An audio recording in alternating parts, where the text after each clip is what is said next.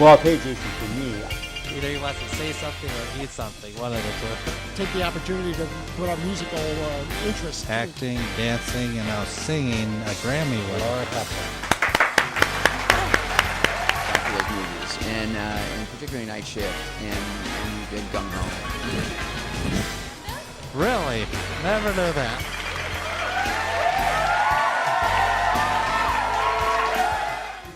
Welcome to Just Talkin'. We have a great show for you today. Why? Because we are here at Rosemont, Illinois at the Wizard World Chicago Comic Con. So let's go at it.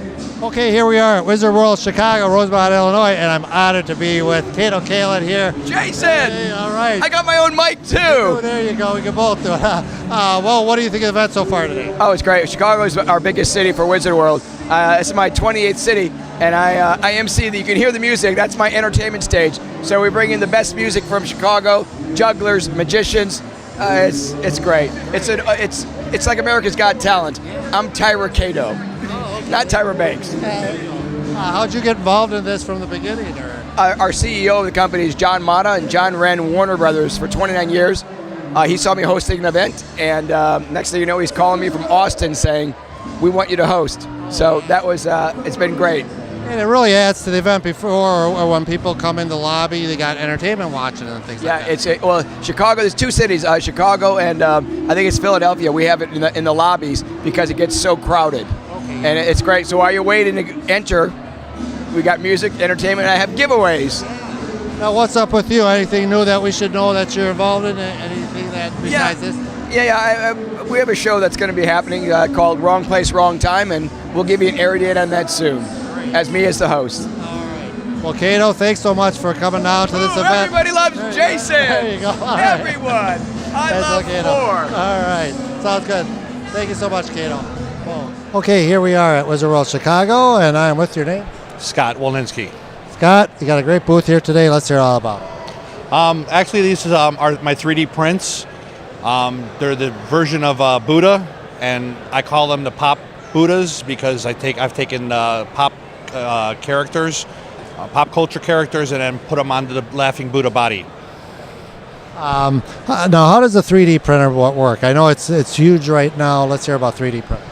So, the 3D printer actually works by putting a layer down of plastic, and it keeps on building and building and building on top of it.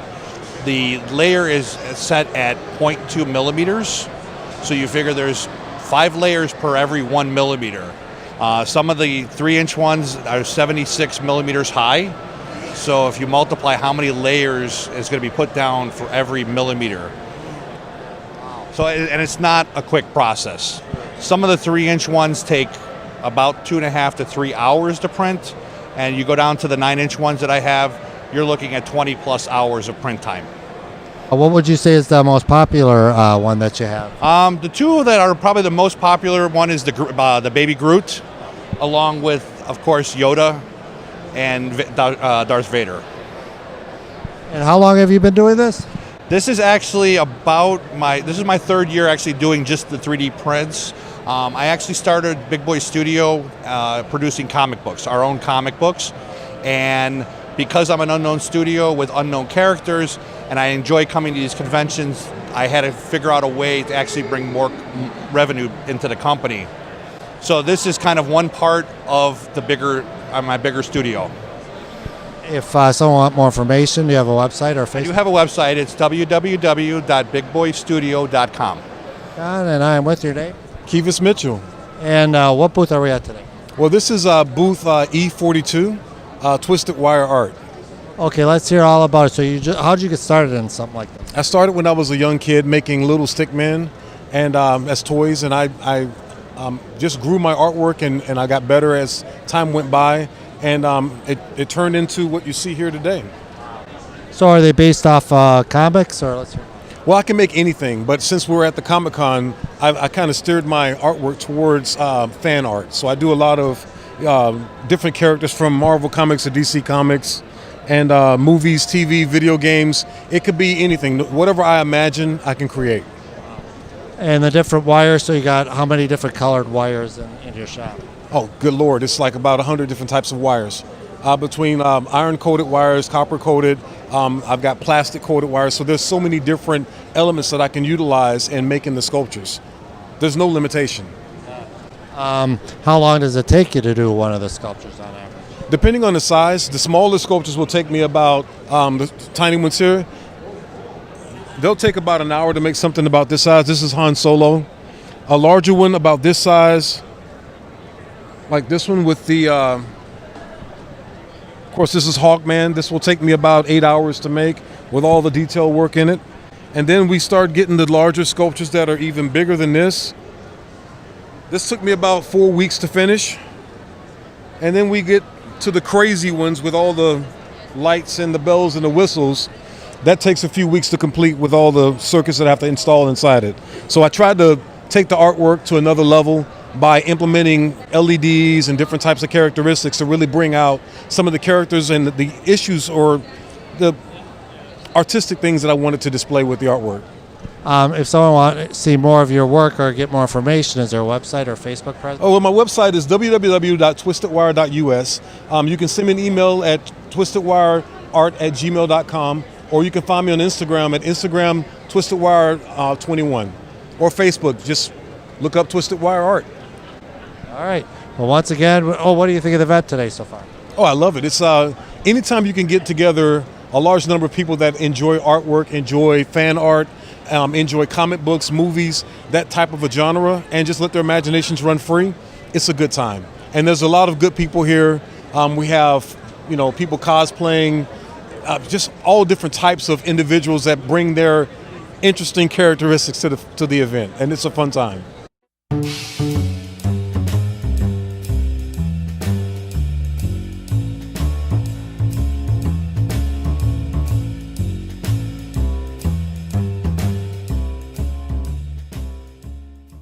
Okay, here we are at Wizard World Comic Con, now in the authors area, and I'm with your name? Tabitha Lord. Tabitha, what books are you promoting today?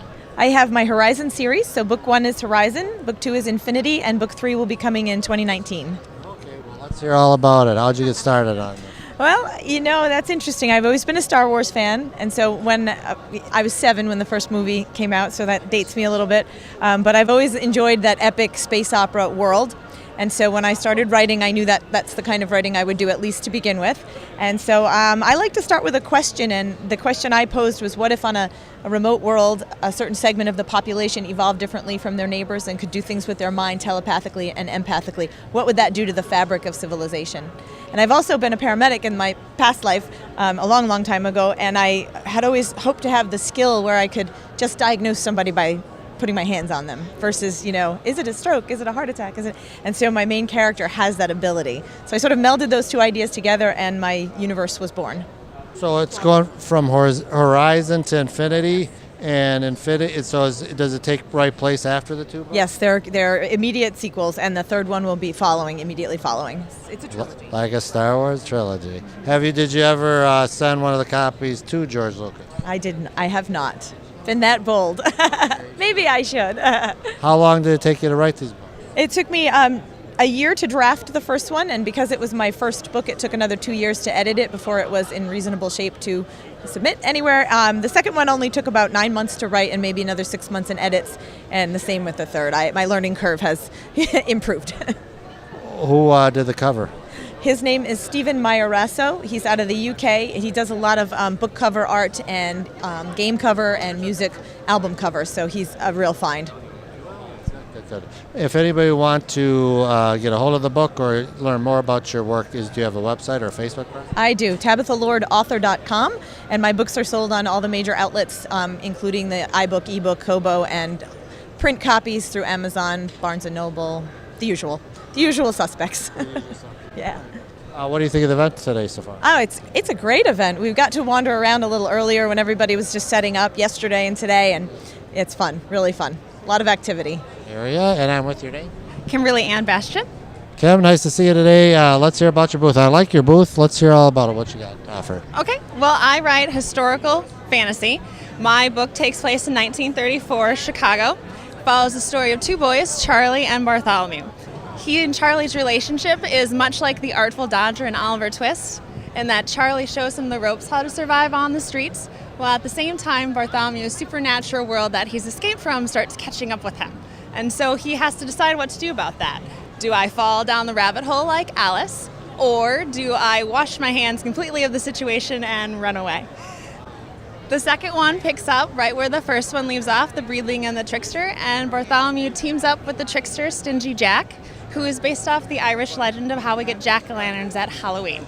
And it's told in a Homer Odyssey adventure, seeing the guys hop onto the Milwaukee Road, and they go up to Milwaukee to Minneapolis before they ferry down the Minnesota River to a small river town called Mankato, before they exit our world into the supernatural world set up for book 3.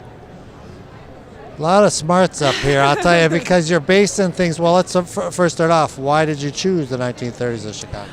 Well, the short version of that story is I was in Best Buy one day and I was looking at DVDs, and sure enough, HBO's Carnival was on the shelf. I was reading the back and it said Dust Bowl 1934. And I had already started thinking about the series, but I hadn't figured out what time era I wanted to set it in yet.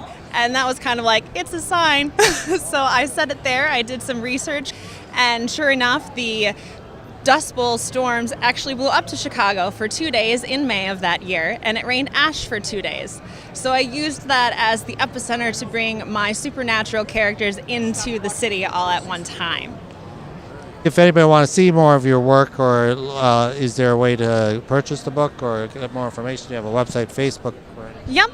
My website is Kimberly Bastian at kimberlybastian.wixsite.com/Element Odysseys. Otherwise, anybody can find me on all social media at Element Odysseys. Or, of course, my books are available on Amazon and ebooks and all of the other things as well. Here we are at Wizard World Comic Con, and once again, great booth we have. Seeing again, Rick. Your full name, Rick? It's Rick Goldschmidt. Rick, great booth made. For those who don't know you again, what do you have to offer here at your booth? The Rankin Bass historian, biographer, and I have all the Mad Monster Party, Rudolph the Red-Nosed Reindeer, Frosty the Snowman, and my new book, Santa Claus, The Making of Santa Claus is Coming to Town. It's coming out this holiday season. Great. They have made always such great classics. Why did you choose that one? It's in my top 5. It's such a great special. It has the song Put One Foot in Front of the Other, and all the great music from Maury Laws and Jules Bass. So it's something that I just absolutely love, and it kind of fits into the series that we did of the making of Rudolph, the making of Mad Monster Party, and now the making of Santa Claus is Coming to Town, and The Daydreamer, which is one of their rare films. And another question I had about the Rankin and Bass films, some of them were animation, like Twas the Night Before Christmas, and some were animated dolls. Why did they choose what to do, puppets or to do animation? Well, Arthur Rankin went for a sort of a Christmas card look with Frosty and 'Twas the Night Before Christmas, and then the stop motion stuff. He just really loved that style. That's why he did Pinocchio in that, and then Rudolph and all the other classics. So he just wanted to try different things. He did live action, cell animation, everything that you could do in entertainment. They did it. Rankin and Bass had ties to Japan, but I watched that movie. I think one of the King Kong escapes, and I think they produced it or something like that. Yeah, you're the backstory on that. They were the executive producers on that, and they paired up with Toei, who I believe it was Toei that did all the live action sort of Godzilla and King Kong films. And part of the licensing deal when they got King Kong for the Saturday morning series was that they do the live action film as well. But by the time they did Mad Monster Party, they ended up calling King Kong It, because they didn't have the licensing for that particular film. So it's kind of interesting. Another thing that developed this year is I'm going to be part of a new television show with Lisa Welchel from the Facts of Life. It's called Collector's Call, and it features my collection, and it should be on Decades and MeTV. So that'll be coming up, if not in the fall, in January. If people want more information, do you have a Facebook or website page? Yeah, miserbros.com, MISERBROS, like the heat miser and the snow miser.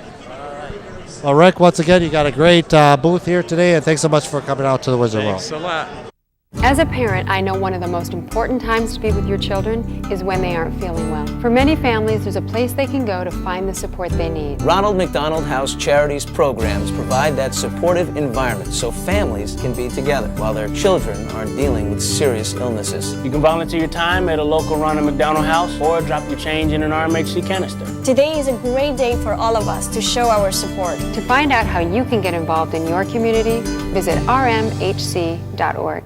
Okay, here we are at Wizard World Comic Con Chicago, and I am with, what's your name? Natalia. Andrea. Okay, what booth are we at today? You are at Crumby Art. We sell and create edible geekery, so lots of like good, sweet treats to fill you up during, while you're burning all those calories walking around here, but decorated with lots of fun fandoms and nerdy things. Great. How'd you guys get started doing this? We're actually from Milwaukee. Yeah, all of our kids went into school and we were like, what should we do? And she's like, let's open a cookie shop. So we went all in. So now we kind of tour the Midwest and do the Comic-Cons, and we have a shop in Milwaukee. So yeah. What's one of the popular geekery cookies? From here at Wizard World, it's the habanero white chocolate cookie. So it's really spicy and a lot of people really love it. We sell out usually by the second day. Yeah. So. You said this actually represents both of you, or? I mean, our hair's changed a little bit, but our alter egos, we're villains. See, stir up trouble. Very cool. If someone wants to stop by your store, if you have a website, let's hear all the information. Yeah, so you can visit our website, www.crummyartbakehousecakery.com. You can follow us on Instagram at crummy_art and find us on Facebook. All right, Wizard World Chicago, and I'm out here with your name. I'm Jules. Jules, what booth are we at today? This is the Somerhalder Foundation.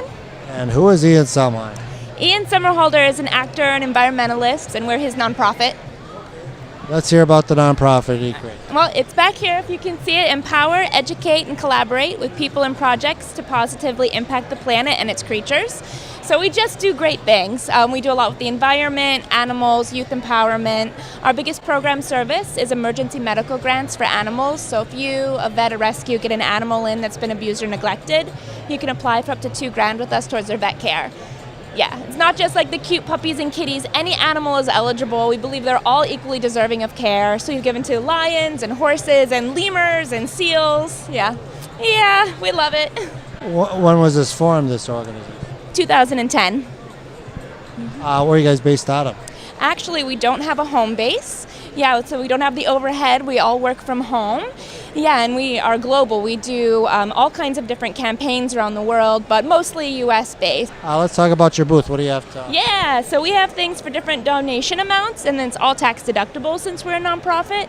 So we have our shirts. We have a shirt with Ian's cat on it, our recycled paper notebooks, bamboo hats, bamboo lanyards. Everything has a different story. A lot of stuff for kitties and dogs, and we have a lot of animal lovers that support us. Yeah. Yeah, you got a lot of response. And what movie or TV show has he been in?